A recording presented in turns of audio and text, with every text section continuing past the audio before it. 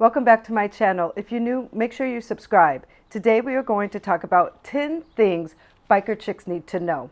Stay tuned.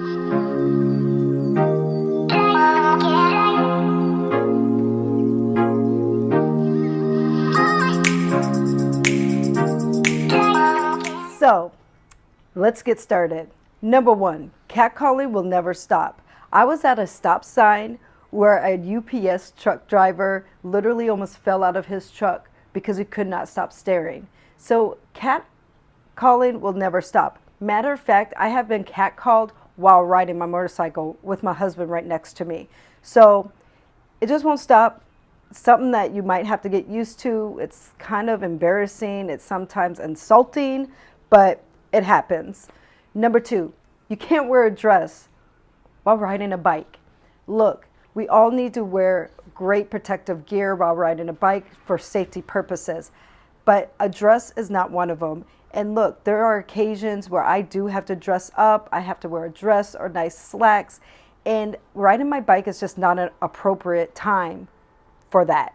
So sometimes I have to park my bike and drive my car, but a dress is pretty much a no-no.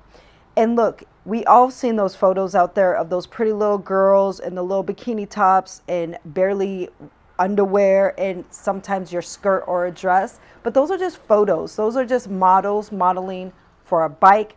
They're not real. Half those females probably don't even know how to ride a bike. So keep that in mind. Number three, makeup can be your worst enemy. So I wear a full face helmet.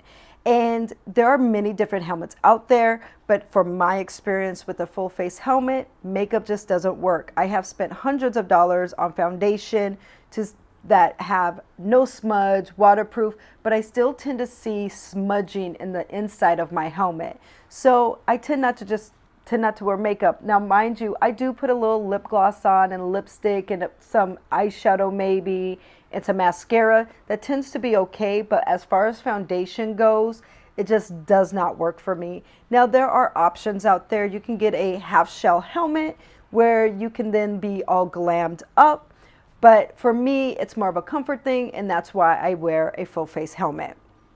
Number four, most bikes are not catered to women. And what I mean by that is if a woman is going to a bike dealership looking for a bike, 9 out of 10, the bike is not made for you.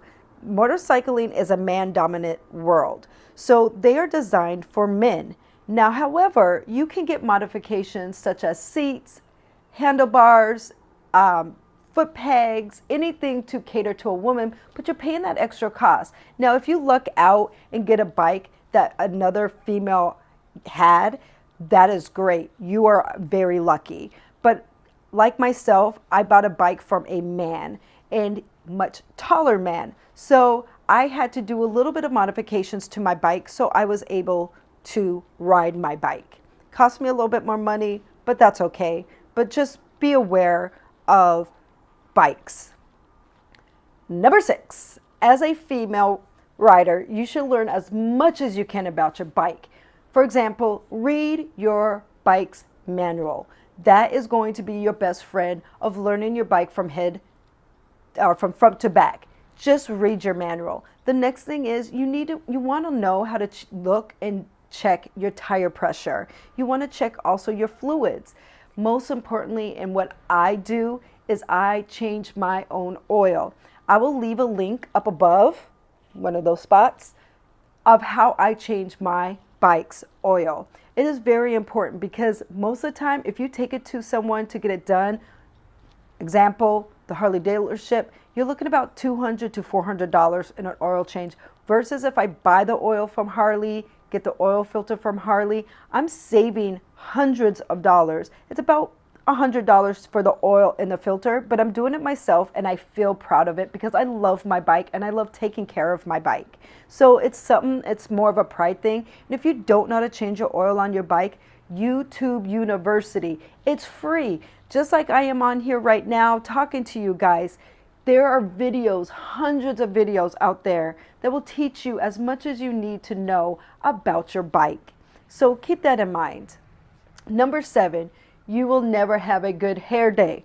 Again, I wear a full face helmet. So Most of the time I have my hair pulled back, it's braided or in a bun, because there is never a sexy picture angle you can get of me pulling off my helmet and my hair looking flawless. Look, right now my hair is looking snatched. That's because I'm not wearing a helmet. But the minute I put that helmet on, believe me, it's a hot mess.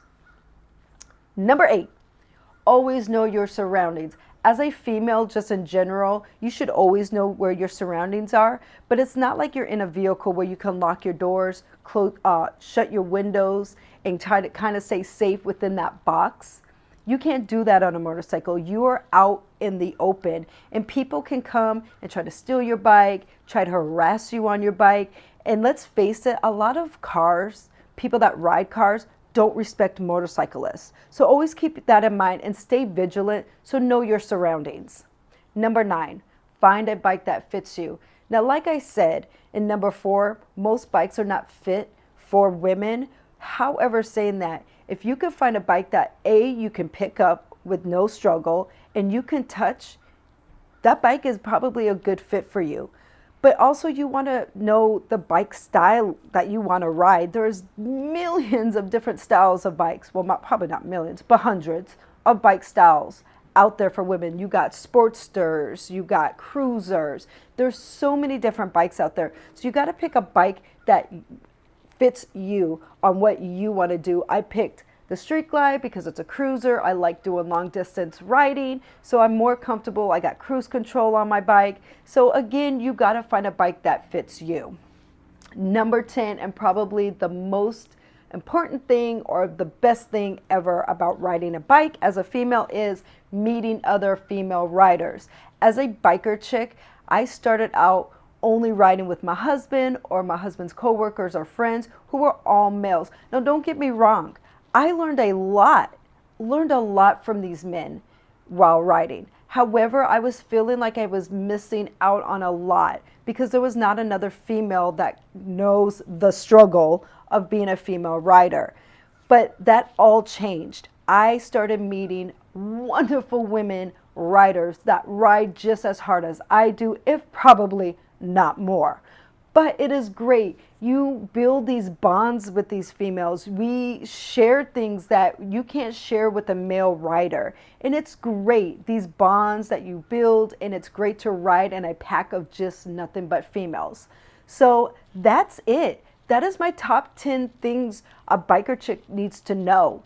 If you like this, make sure you hit the like button. Make sure you subscribe to my channel, and don't forget to turn on those notifications so you can stay up to date on my latest videos. Until next time, bye.